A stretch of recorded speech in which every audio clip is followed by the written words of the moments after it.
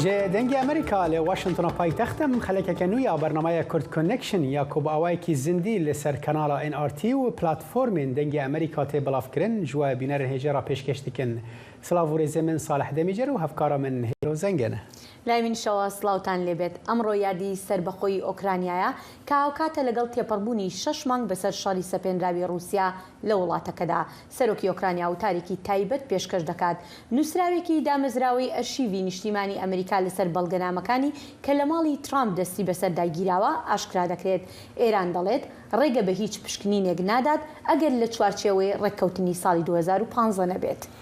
أما هروها بحثا هول سوريا وروسيا ين وحواندنا قفين تركيا لدور أوبراسيون كالشكري لباكوريا سوريا وهن مجارين دنجي ذكين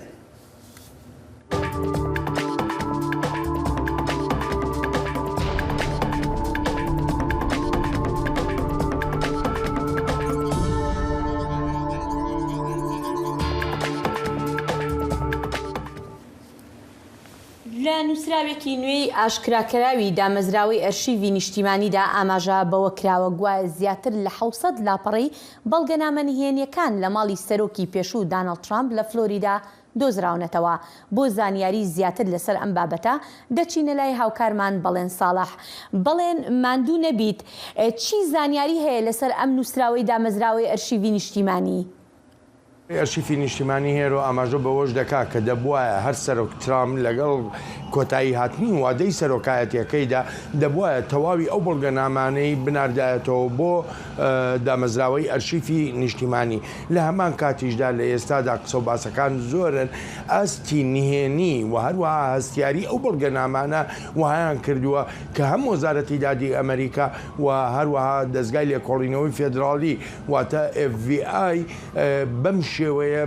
بکەونە لێکۆڵینەوەکردن لەسەر بەڵگەنامەکان و ئەگەر و نەگەری ئەوەی ئایا لە ڕووی یاساییەوە دانەڵد ترامپ مافی ئەوەی هەبوو ئەو بەڵگەنامانە بەرێت یا نەیان بە پێکەوە بینەری ئەم راپۆرتە بین سەبارەت بەم زانیاریە نوێیانە.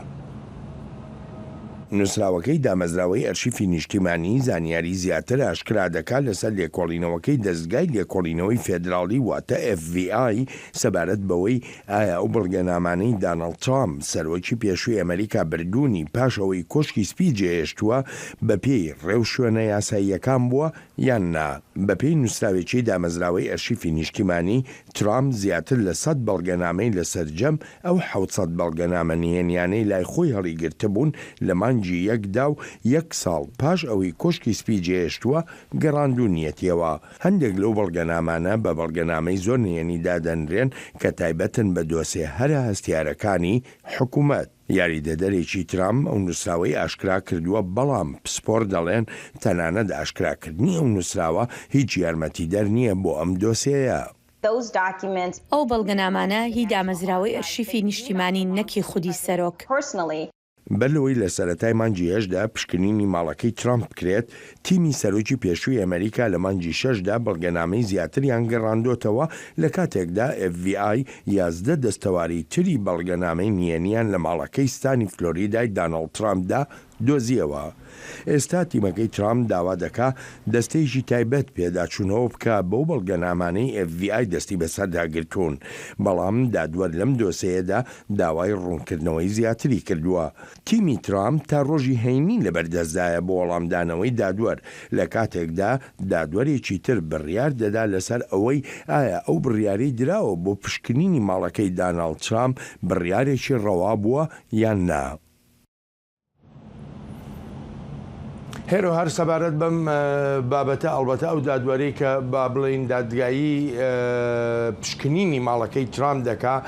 ئاماژەی بەوەش کردووە کە لەو بڕوایەدا ئاشکراکردنی بەڵگەنامەکان کارێکی ئەرێنیە بۆ ڕای گشتی ئەمریکاییەکان و قسەی لەسەر ئەوەش کردووە ئەگەر بێت و بەڵگەنامەکان بەشێکیان ئاشکرا بکرێن بەشێکیان ئاشکرا نەکرێن ئەوە هیچ مانایەک نادا بەدەستەوە وەکو شتێکی بێمانە باسی کرد. باشە بەڵێن بەگشتی لەم نووسراوەدا هیچ شتێک لەسەر سەرۆک بایدن باسکراوە بە تایبەتی کە دانەڵد ترامپ و تیمەکەشی بەردەوام جەخت دەکەنەوە لەوەی بایدن لە پشت هەموو ئەم دۆستایانەوە بووە. بەڵێ ڕاستەوە ئەوە ڕاستە هێرۆ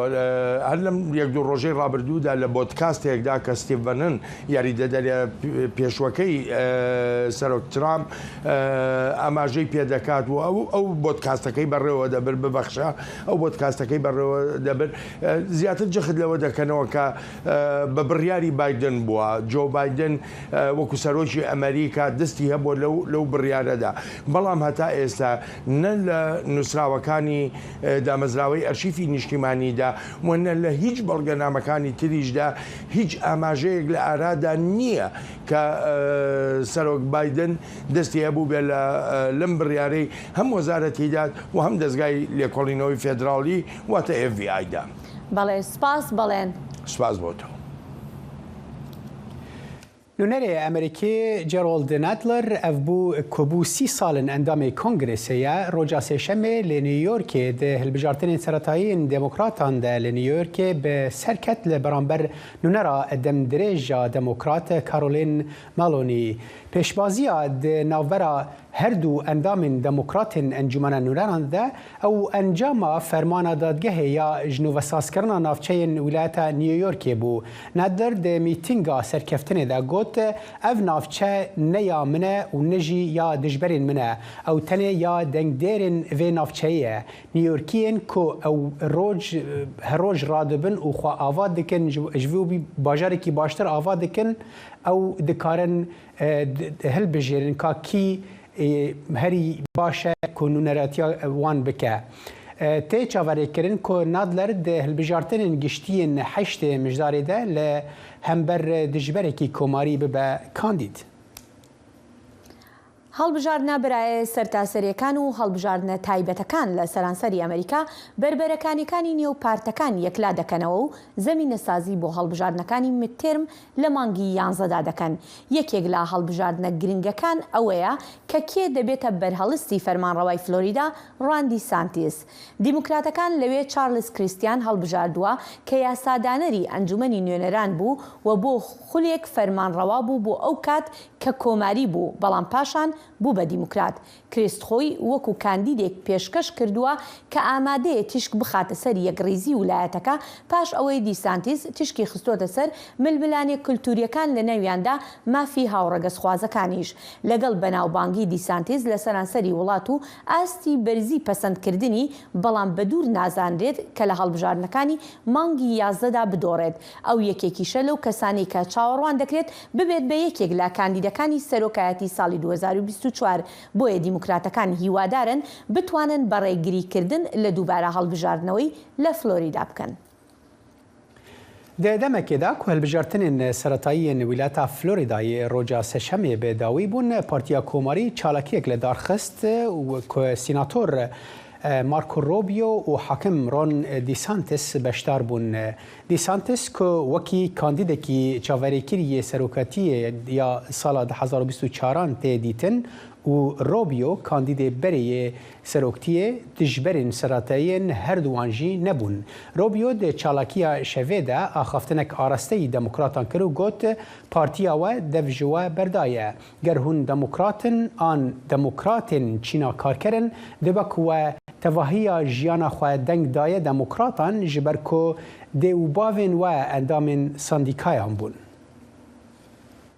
ئەندامی کۆنگرێسی ئەمریکا ڤال دیمینگز بەرپرسی پێشووی پۆلیسی ئۆرلاندۆی ویلایەتی فلۆریدا لە هەڵبژاردننی دیموکراتەکان بۆ بوون بە کاندیدی فەرمی پارتەکە بۆ سیناتی ئەمریکا سەرکەوتنی بەدەستهێنا. ئەو لە کۆبوونەوەی جەماوەری سەرکەوتنەکەیدا گوتی ئێمە سەیری دواوی خۆمان ناکەین و ئەم شەو هاتوین تا لە داهاتوومان بڕوانین. دیمینگز ڕوبەڕووی سیناتۆری ئێستای کۆماریەکان مارکۆ ڕوبیۆ دەبێتەوە کە پێشبینی دەکرێت لە هەڵبژاردنەکەی 11دا بیباتەوە هەرچەندە ڕاوەرگرتنەکانی ئەم دواییانە نیشان دەدەن دیمینگز بە ئاستەم لە پێش ڕۆبیۆوەیە. سەرۆکی ئەمریکا جۆ بایدن دێ $10,000 قەرزێ خوێندەکارین فەدرال عەفو بکە ji ber her kesê ku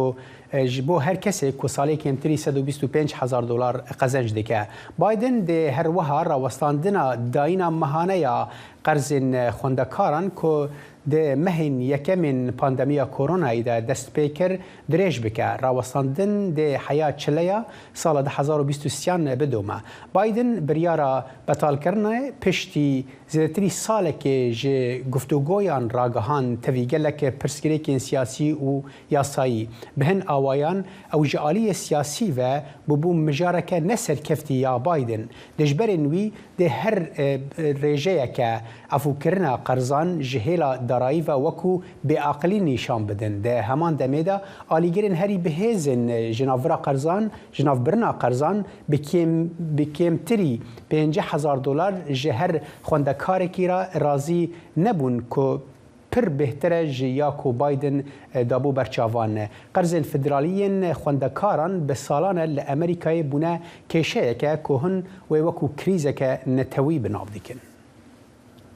بەپێی سکاڵایەکی ئاشکراکردنی زانیاری کە لەلایەن بەرپرسانی ئەمریکا تۆمار کراوە یەکێک لە بەرپرسەکانی پێشووی ئاسایشی تویتر گوتوویەتی گوایە کۆمپانیاکە ڕێکخەرانی بەلاڕێدا بردووە سەبارەت بە بەرگریە خراپەکانی لە ئاسایشی ئلکترۆنی و کەم تەرخەمی لە هەوڵدان بۆ لەناوبردننی ئەو ئەژمارە ساختانەی کە زانیاری نادروست بڵاو دەکەنەوە. ئەم ئاشکراکردنش دەشێت کێشەی جدی یاسایی و دارایی بۆ ئەو تۆڕە کۆمەڵایەتیە دروست بکات کە لە ئێستادا هەوڵ دەدات ئیلۆن ماسک بەڕێوەبەری جێبەجێکاری کۆمپانیای تێسلا ناچار بکات ئۆفەرەکەی بە بڕی $44 میلیارد بۆ کڕینی کۆمپانیاکە تەواو بکات. چەند ئەندامێکی کۆنگرێز لە ڕۆژی سێشەمە داوایان لە ڕێکخەران کرد لێکۆڵینەوە لەو سکاڵایە بکەن. پیتەر زاتکۆ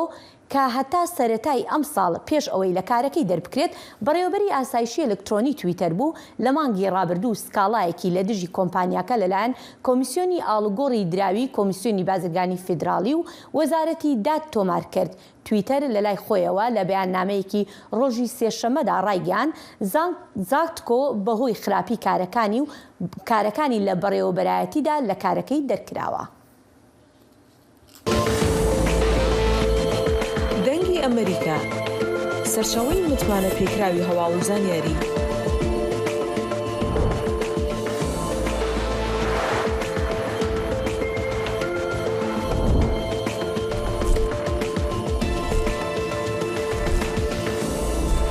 لە ماڵپەڕ و تۆڕە کۆمەڵایەتیەکانی دەنگی ئەمریکاوە ئاگاداری هەواڵ و گۆڕانکاریەکانی جیهان بە.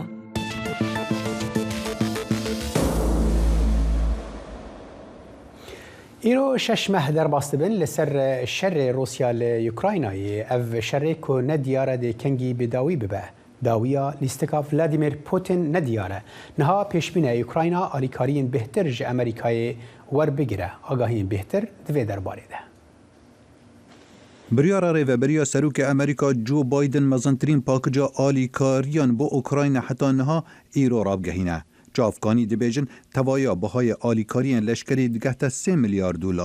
جبلی پتر جه $10 میلیارد که امریکا هر جه دستپیکا شری بو اوکراینا هنارتینه. 6 ماه بسر دستپیکرنا هیرشا روسیا دجی اوکراینا درباز دبن نتوین یک گرتو دبیجن 5587 کس حتی نها جانا خوش دست داینه لیرنگ هجمارا راستی زور تر بید.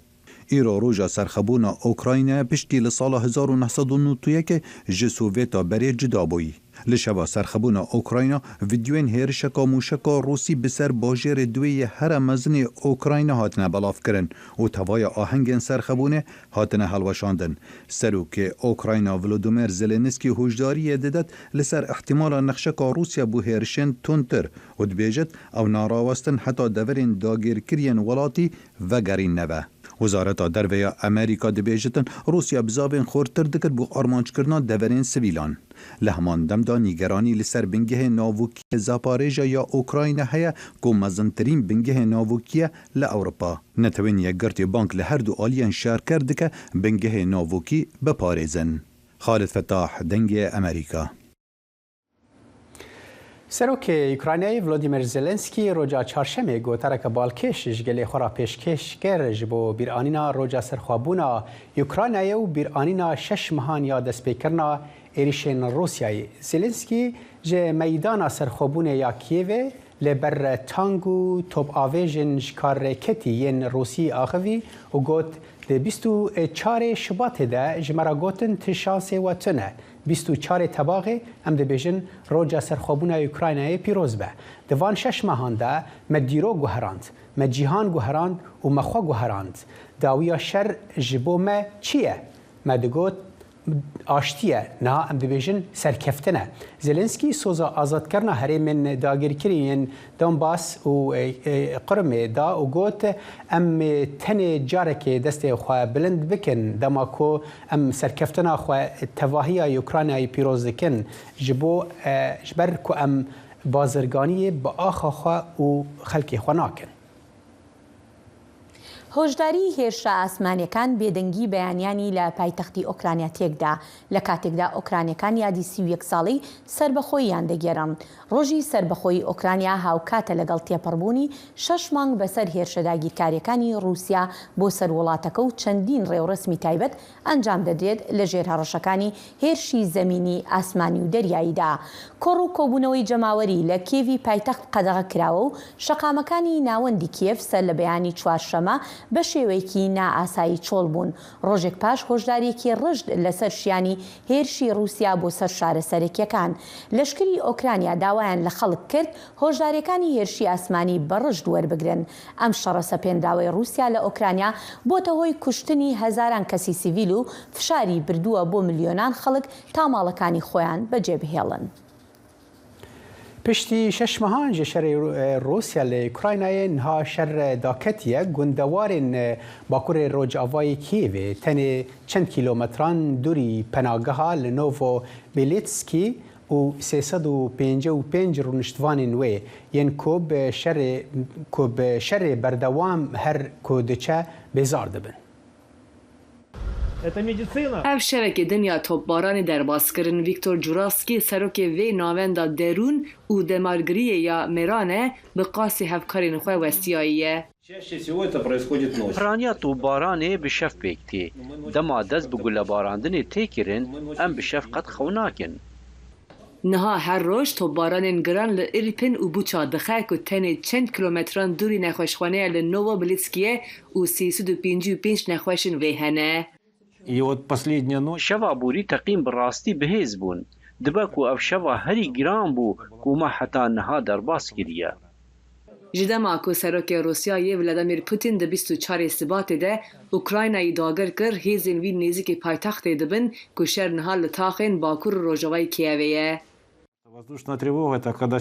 Dema ku mûşek an bomba an jî balefir difirin, sîrênên alarma êrişên hewayî teng vedidin. Lê dema ku mûşekên girat an ku roket avê ji kamyûnan swarkirî nêzik dibin û dest bi teqandinê dikin, wî çaxî haya me ji sîrêna alarmê nîne û em bi vê yekê qet agêhdar nabin.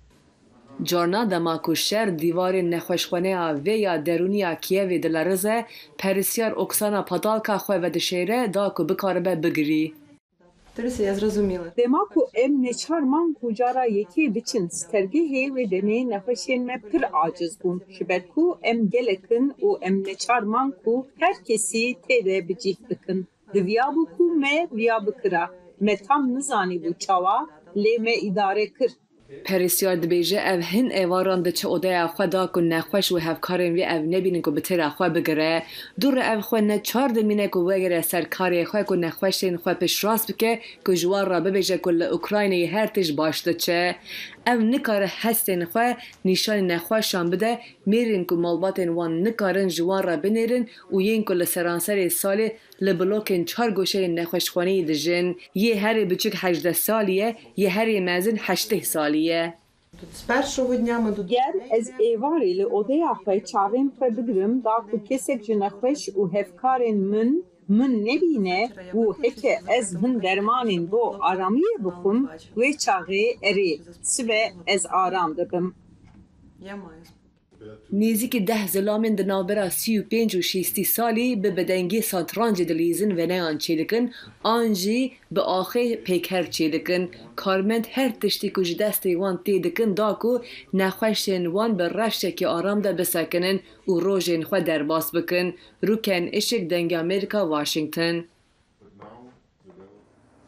سەرۆکی دەستگای ئەتۆمی ئێران دەڵێت وڵاتەکە ڕێگە بە پشکنی نادات تەنها ئەوە نەبێت کە لە ساڵی 2015 لەسەری ڕێککەوتبوون و ئەمەش لە کاتێکدایە کە ئەمریکا خۆی ئامادە دەکات بۆ وەڵامدانەوەی پێشنیارێک بۆ زیندووکردنەوەی ڕێککەوتنی ئەتۆمی تاران لەگەڵ جیهێزانی جیهاندا. محەممەد ئەسلەمی سەرۆکی دەستگای وزەی ئەتۆمی ئێران لە گرتەیەکی ڤیددیۆییدا کە لە میدیای دەوڵەتی بڵاوکراوەتەوە دەڵێت ئێمە وابەستەی ئەو پێشکەنەرانین کە لە چوارچێوەی ئەو ڕێککەوتنە ناوکێدا کە پێشتر پەسەندمان کردووە و پەیوەندی بە سنووردارکردنی ناوکێوە هەیە. بەرپرسێکی باڵای ئەمریکا ڕۆژی دووشەمە بە ئاژانسی ڕۆیتەرزی ڕاگەیاند کە ئێران هەندێک لە داواکاریە سەرەکیەکانی خۆی سەبارەت بە زیندووکردنەوەی ڕێککەوتنەکەی بۆ کۆنتڕۆڵکردنی بەرنامەی ئەتۆمی تاران وەلاوەناوە. لەوانەدا پێداگری لەسەر ئەوەی کە پشکنەرە نێودەوڵەتیەکان هەندێک لێکۆڵینەوە لە بەرنامە ئەتۆمیەکەی دابخەن، ئەمەش ئەگەری ڕێککەوتنی نزیکتر دەکاتەوە.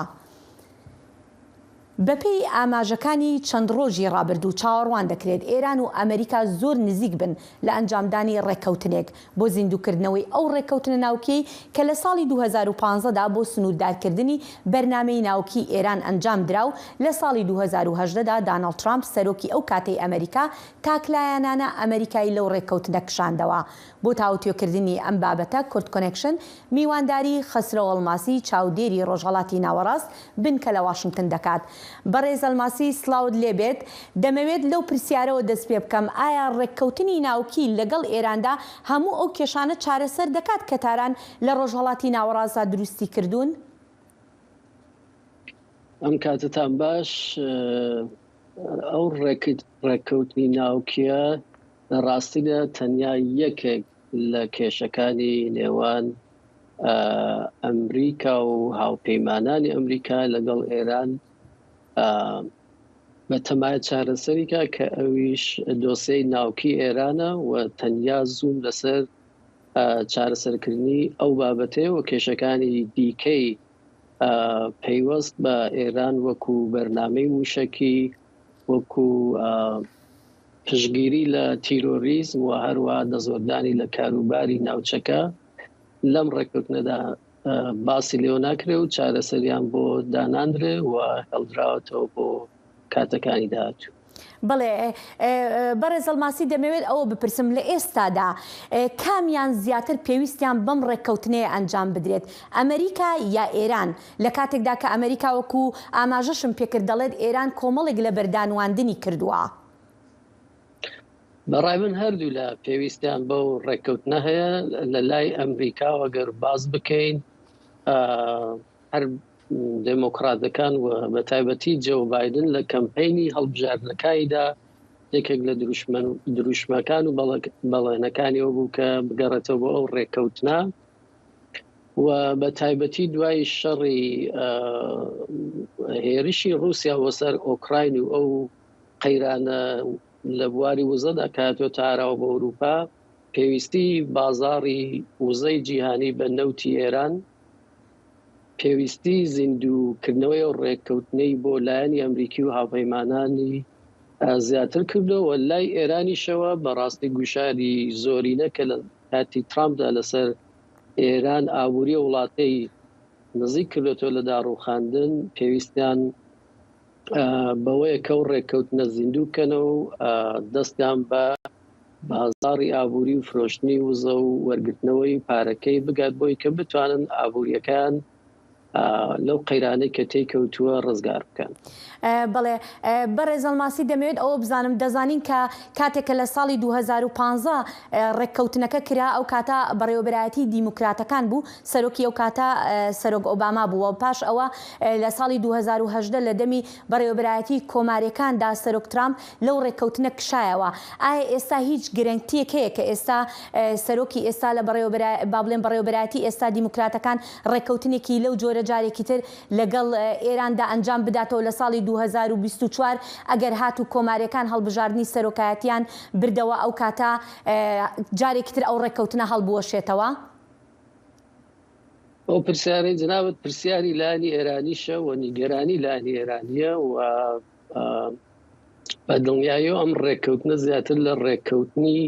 دموکراتەکان لەگەڵ ئێران دەچێت تا ڕێککەوتنی کۆی گشتی ئەمریکا لەگەڵ ئێران لەبیرمان نەچەم ڕێکەوتنێکی سیاسیە کە لە نێوان ئیدارەی ئەمریکی و ئێران وەکو ڕێکەوتنێکی سیاسی واژۆ دەکرێت و نابرێتە کۆنگرە و 2015 نەبرایە کۆنگرە بۆەوەی کە لەوێ پەسەند بکرێت وەکو پەیماننامەیەکی یاسایی کاری لەسەر بکرێت. بۆی ئەو نیگەرانێبوونی هەیە و کۆماریەکان بە تەواوەتی دژی ئەو ڕێککەوتنن و نیان شاردێتەوە کە ئەگەر سەرۆکایەتی داهاتووی ئەمریکا بکەوێتەوە دەستیان لە ساڵی 2024 کاڵبژاردن دەکرێت لە ژانۆی 2025 لەو ڕێککەوتنە دەکشێنەوە یا ڕێگری لێ دەکەن. ئەمەش بە ڕوونی لە تویتێکی دوێنەی سێناتۆرێکی بەهێزی کۆمارەکان تێد کروز لە ڕاگەندرێک ئاماژەی پێکراوە. بۆیە ئەمە جێگەی نیگەرانیەوە و مەترسی هەیە کە لە کەوتنە دەستی ئیدارەی ئەمریکا بە کۆماریەکان دووبارە ئەو چارەنووسە تووشی ئەم ڕێککەوتنە ببێتەوە. بەڵێ هەروەها دەشزانین کە با بڵێن بەرپرسانی ئەمریکا و هەروەها یەکێتی ئەوروپاش چەند جارێک ئاماژە بەوە کراوە کە ئێران زۆر نزیکە لە دروستکردنی لەوەی کە بتوانێت بۆمبێکی ئەتۆمی دروست بکات. باشە ئەگەر ڕێککەوتنێکی وهای لەگەڵا نەکرێت بۆ سنووردارکردنی بەرنامە ناوکیەکەی دەبێت چی بکرێت تاوەکو ڕێگری لە ئێران بکرێت؟ بەڵێ ئەو ڕێککەوتنە ناوکیش تەنیا ماوەی ئەو گەیشتن بەو ئاستە لە زانست و تەکنۆلۆژیا بۆ دروستکردنی بۆمبی درێژ کردبووە بەربەستی دایمی بۆ دانە نابوو. ئەو شتێک کە ئێستا هەیە تەنیا ماوەکە کەمتر بۆتەوە، ینی لە نێوان 6 مانگدا گواستراوەتەوە بۆ 2-3 هەفتە، ینی لە بیرمان نەچێ ڕێککەوتنە سەرەکیەکەش تەنیا ماوەکەی درێژ کردبەوە. ئەم ڕێککەوتنەش لەوانەیە هەر ئەو ماوەیە لە نێوان ئێستا کە دەڵێن چەند هەفتەیەکە بگەڕێتەوە بۆ ئەو چەند مانگە و ناتوانێت بە تەواوەتی ئەو مەلەفەدا بکات. بۆیە کێشەی کۆماریەکانیش هەر ئەو بابەتەیە و تەنیا ئەگەرێکی دیکە کە دەکرێت باسی لێوە بکرێت هەر ئەو پلانبیە کە هێرشی نظامیە بۆ سەرکە ناوکیەکانی ئێران بۆی کە بە تەواوەتی ئەو پرۆگرامە ناوکی ئێران کە مەترسی دروستکردنی بۆمبی لێوە دەکرێت چارەسەر بکات. ئەمە بەڕای کۆماریەکان و هەندێک وڵاتی وەکو ئیسرائیل و هاوپەیمانانی دیکە، بەڵام دموکراتەکان و ئەوروپیەکان لەگەڵ ئەو جۆرە کردارانەدا لە ئێستادانین و پێیان باشترە کە لە ڕێگەی ئەم ڕێککەوتنەوە جارێت چارەسەرێکی ئەگەر چی کاتیش بێ بۆ ئەم کێشەیە دروست بدۆزرێتەوە. بەڵێ خسرۆ ئەڵماسی چاودێری ڕۆژهەڵاتی ناوەڕاست سپاس دەکەین. زۆر سپاس. پێبزارێکی لەشکریە ئەمریکا گوت سەرۆک جۆ بایدن ڕۆژە سێشەمێ فەرمانە ئێریشن عزمانی لە ڕۆژهەڵاتی سووریە لەسەر بنگەهین میلیسên ku ئێران پشتگیریya wan dike da. Pevzarê komandariya navendî CENTCOM Albay Joe Bochini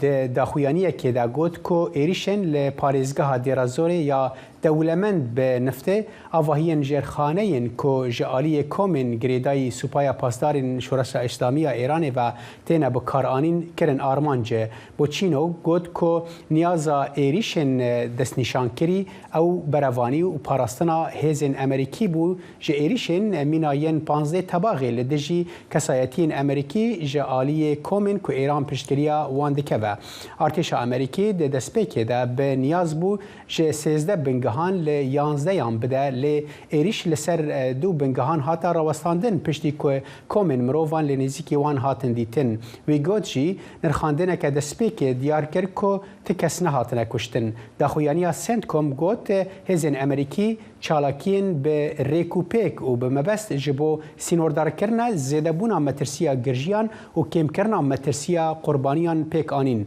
Emerîka li pevçûna nagere lê dê berdewam be li ser girtina tedbîrên pêwîst ji bo berevanî û parastina gelê me.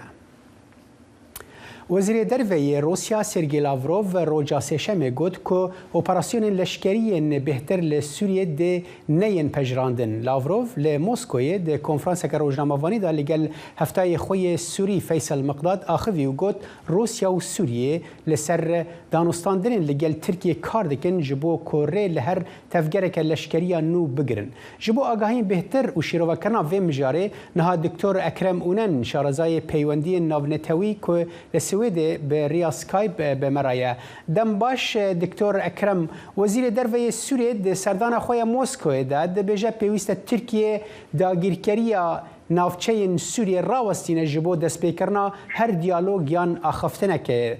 ترکیه چقاس آماده یک که سوریه درکوه؟ بله گلک سپاس کن هر استارلگو و تماشاوانی و راستی که وقت جناب تزانه پرسا سوری خود تزانه جارا هر تم نابینا ترکیه و روسیا و امریکا ترکیه و امریکا یعنی هر مراخصه لبتیبتی پسی جوینات تهران آداوی که نابینا روسیا و ترکیه ایران چه بو پر اسکری دیسا پرسکری که سوری هنه که کت روزه تیبتی پسی بویر اوکراینیا جناب تزانه پرسا سوری هنه کت وقت سراد الداعي اللي هناك كاين بعثات هذا اللي ارتشت في جبنات طهران ديسا كتروج في سوري انا حتى معوك لجبنات طهران اللي فرق اشكربو يدي روسيا وايران بتهيبات تركيا دام ديار كرين تو اوبراسيون على قبول لكن وقنعت مو هاي يعني تركيا او قبول كير للمرشي جناب تنزانه يعني از كان بين لجبنات طهران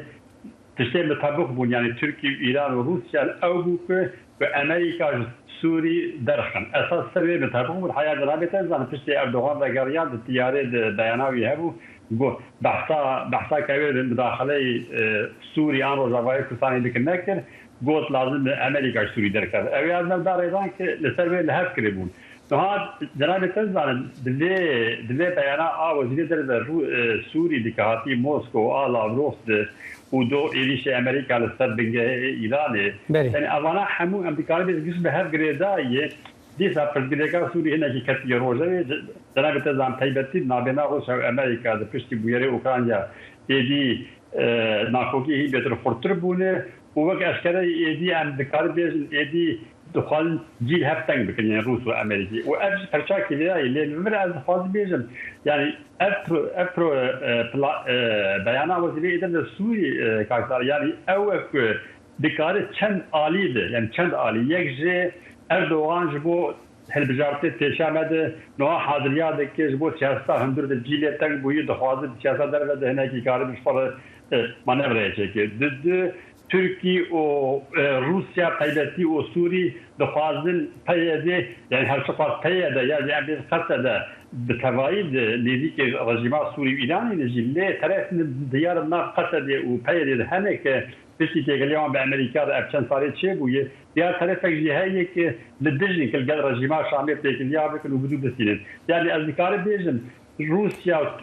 سوريا باشه ببوره دكتور اذا خفتنا تدبرم يعني لافروف ديسا جارك ديجي قوتبو دوكو يعني او خمن تركيين ام بيجن ترور يعني بيجن مترسيا ترور لسر سينوري ودن برچافانو ويكي يعني تدغن لي بيناسينا هر دو ولاتان ج ترور لسوريا جیاوازه ام دزانن کو روس لجروبين اوبوزيسيون لادلب وكو تيروريست تماشا دكن تركيا نوهايه تركيا لهزن كردين باكور رجلات سوريا وكو تيروريست تماشا دكن روسيا نوهايه يعني بيناسينا فن هر دو ولاتان ج ترور را جیاوازه چاوا دکارن بگین هفت دوی درباره ده؟ الخلاعات طبعا قال لك فرصة جديدة بالليل اللي جنابه تزاني يعني نها سردما انت دزين يعني سياسات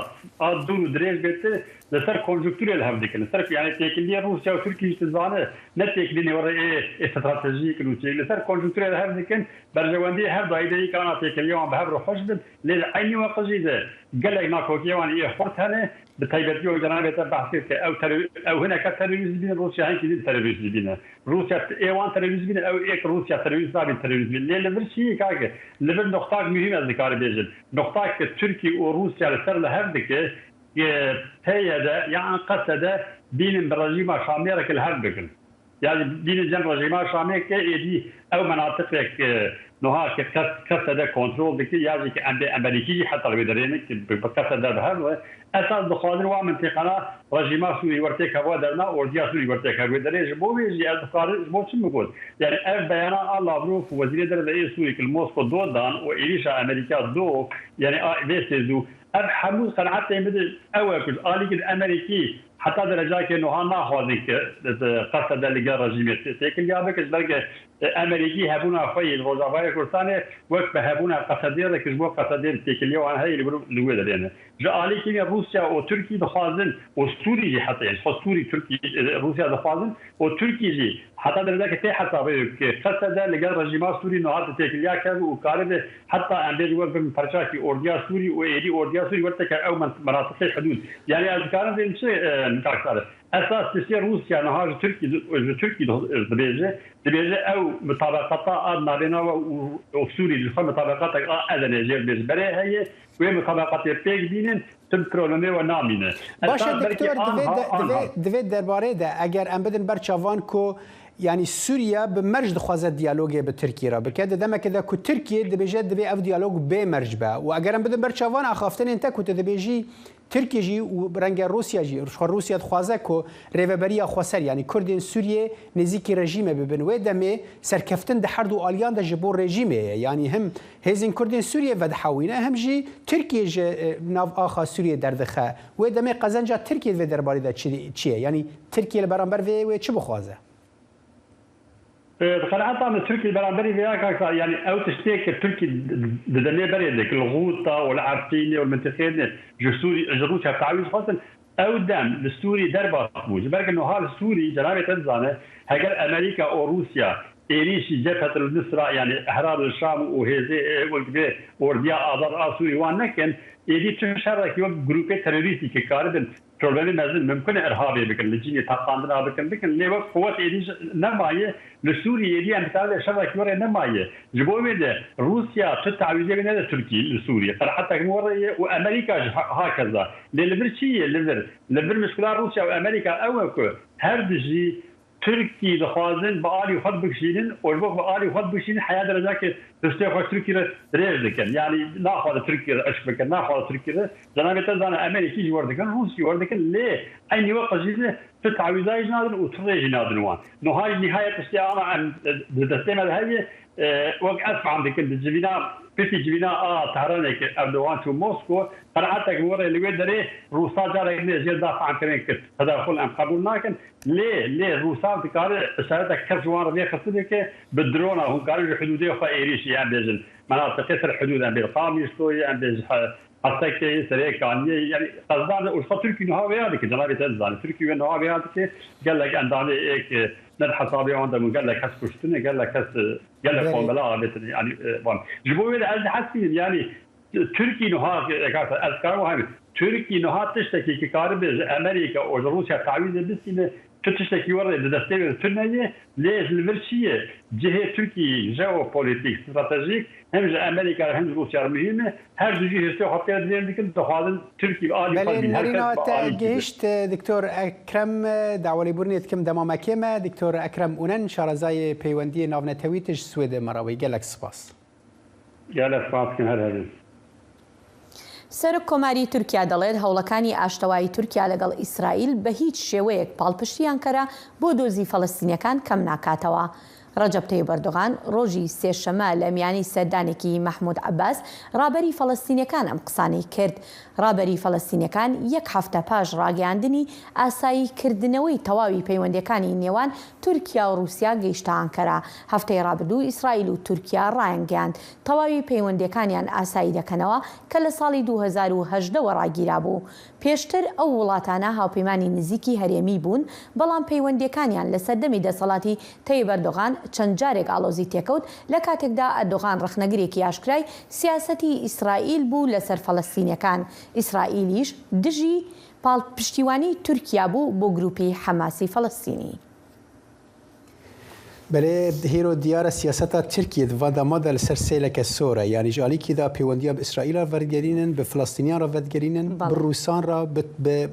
امریکیان را یعنی وهابویه براستیجی هندک شارزا یعنی چافدر شاش دمینن آیا برای ترکیه لکویه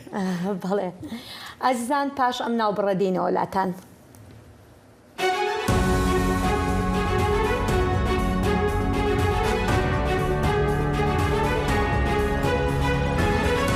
واشنطن بەرنمەیەکی هەفتانەیە لە بەشی کوردی دەنگی ئەمریکاوە ئامادە و پێشکەش دەکرێت من بەڵێن ساڵح هەموو ڕۆژانێکی هەینی لەگەڵ پسپۆڕاندا تاوتوێی گەرم و گورتترین بابەتی ڕۆژ دەکەین لە پەیوەندی بە سیاسەتی دەرەوەی ئەمریکاوە لەگەڵمان بن.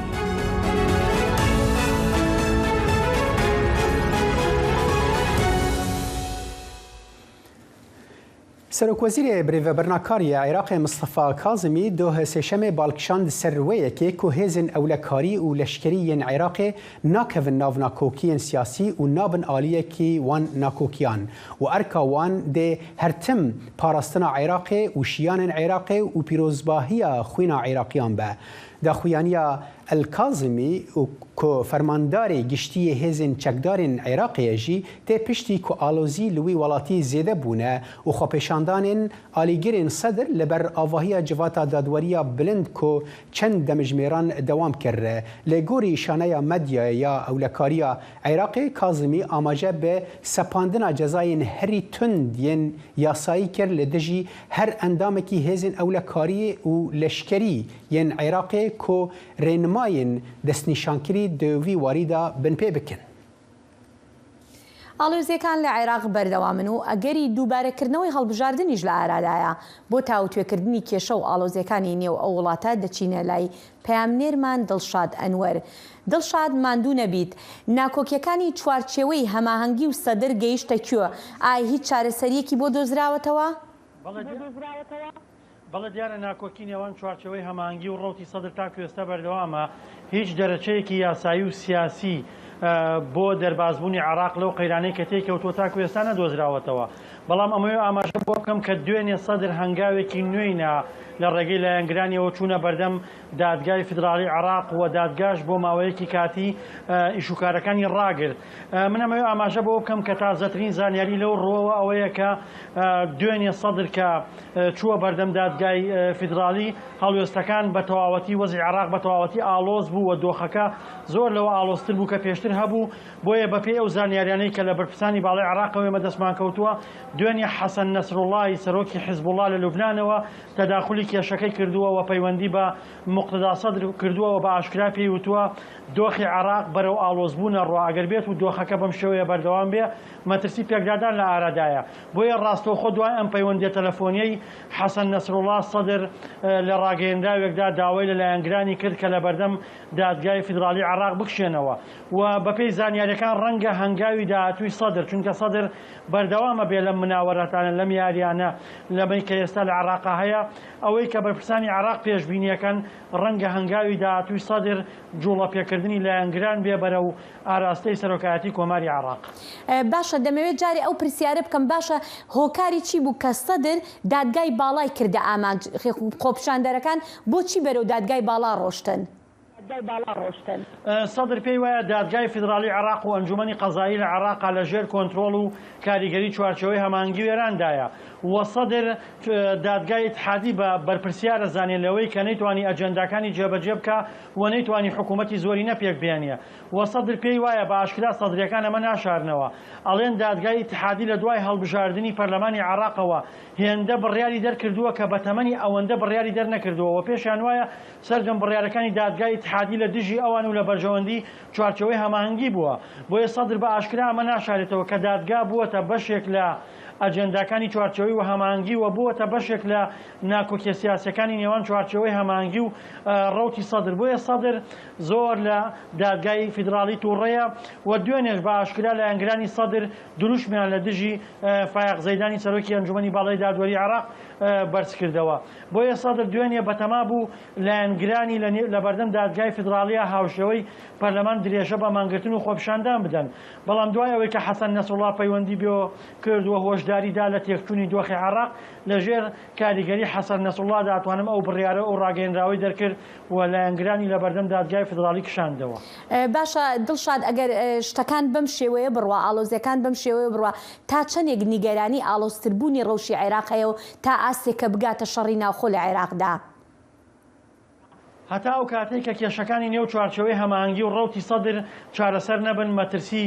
دروستبوونی ئالۆزی زیاتر لە عێراقا هەموو کاتێکێکە لە ئەگەرەکان بەتایبەت لە ئێستادا مەترسیەکەیە لەمە دوواکە هەم چوارچەوەی هەماهەنگی و هەم ڕەوتی سەدر پەنا ببەنە بەر تەسفیەکردنی نهێنی یەکتری قیادەکانیان و لە ئێستادا لە هەموو کات زیاتر دۆخی عێراق ئالۆزترە بەتایبەتی کە دوێنێ ڕەوتی سەدر لە ئەنگرانیان بردە بەردەم دادگای اتحادی هێزەکانی نێو چوارچەوەی هەماهەنگی بە ئاشکرا هێزیان کۆکردەوە و ئامادەکاریان نەکرد بۆ قۆناغی داهاتووی عێراق بۆیە لە ئێستادا دۆخی عێراق لە هەموو کات ئالۆزترە و هیچ چارەسەر و دەرەچەیەک بۆ چارەسەربوونی دۆخی عێراق و ناکۆکی نێوان چوارچەوەی هەماهەنگی و سەدر نەدۆزراوەتەوە هەتا ئەو کاتەی ئەم کێشمەکێشانەی نێو چوارچەوەی هەماهەنگی و سەدر بەردەوام بێت هەموو کات مەترسی ئالۆزبوونی دۆخی عێراق لە ئارادایە بەتایبەتی سەدر هەموو ئەو دەست پێشخەریانەی کە ئەخرێنە بەردەستی هەمووی ڕەتەکاتەوە و پێی وایە دانیشتن لەگەڵ چوارچەوەی هەماهەنگیە لەسەر ئاستی شەقامی عێراقی شکێنێت بۆیە ئالۆزیەکان هەموو کات عێراق ئالۆزە مەترسی زیاتریشەیە بەڵێ دڵشاد ئەنوەر پامنێرمان لە گەرمیان زۆر سپاس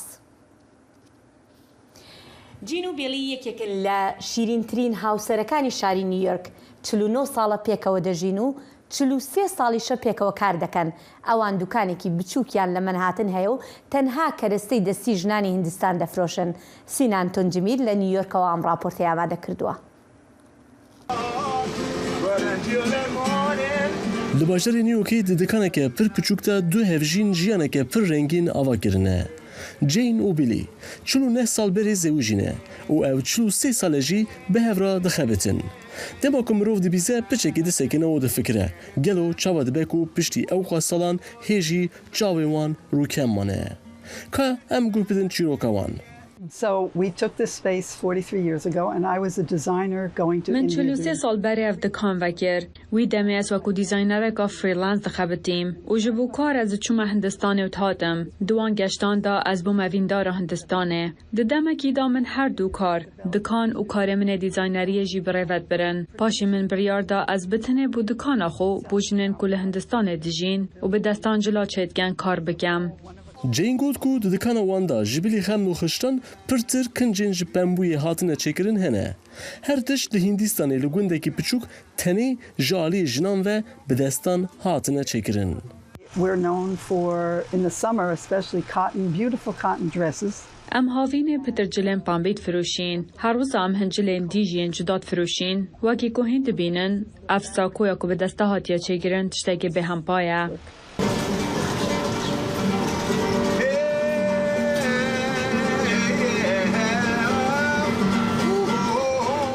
هروها جین دبیجه هم هفجین و هم جی هفکاری وی بیلی را دبیجن سر وخشاره داری کلانامه جبر کو او هر روز لپیشی دکانی جبو مشتریان موزیکا خو پیشکش دیگه و بوان را صحبت دیگه. Well, it's all integral because it's all. ام لور هم کار دکن و هم جی جیان خو تام دگرن. ما هر تو ام به حفره بریفه برنه. هفجین امن برانگان و دیزاین کرنه و مجوله و از جی بو موزیکا خورا آلیکاری ددم و هر وصا لدکانی جی خودی در دکاوم او دیچه هندستانی وتی و از جی دکانی بریوه دبم ام لور تشتیکو به حزامه دکن